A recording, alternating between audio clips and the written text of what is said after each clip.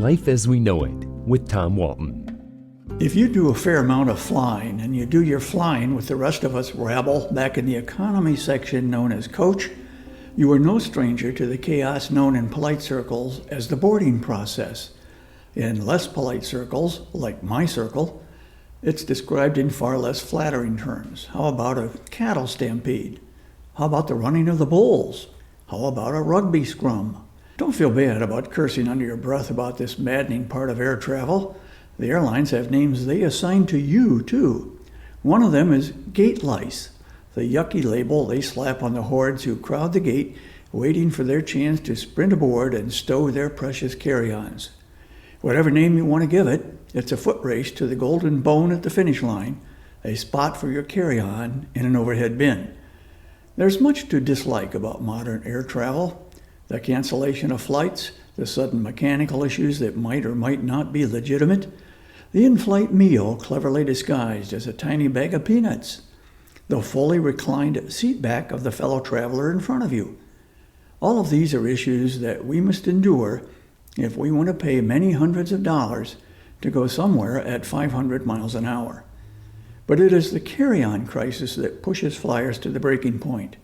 If you're fortunate enough to be among the first group called to board the plane, you have won the lottery. The bins are all open and available. Hoist your bag up, plop yourself down in your seat, and count your blessings while you watch the badly choreographed madness that ensues when those poor unfortunates in later boarding groups search for whatever overhead space still remains.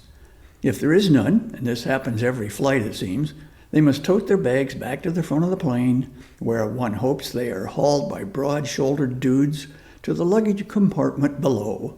These are the customers who must then head to the baggage area when they land and hope their carry-on will soon rejoin them. The flying bus nature of air travel is a direct consequence of unbundling, if you will, of what air travel used to mean. You bought a ticket, the airlines accepted your bags at no additional cost, and you could even select where you wanted to sit if options remained. Now all those services are separated out and cost extra money. In fairness, let's acknowledge that passengers can be part of the problem. Despite size limitations on carry-ons, some of us haul bags aboard that are much larger than the 22 inches by 14 inches by 9 inches we are allowed. Good luck jamming those into an overhead bin. The scramble for storage space deserves a name. I've been thinking about that. How about Battle of the Bins? Unfortunately, there is no easy remedy in sight. Not when the global airline industry makes $30 billion a year from baggage fees. You know what the overhead bins were originally intended for?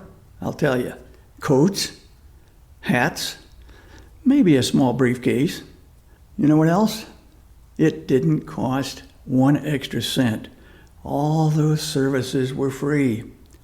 Today, we call those the good old days. Life as We Know It is written and hosted by Tom Walton and is a production of WGTE Public Media. Life as We Know It with Tom Walton can be heard on WGTE FM 91 every Monday afternoon during All Things Considered at 5:44 p.m. or hear past episodes at wgte.org/life.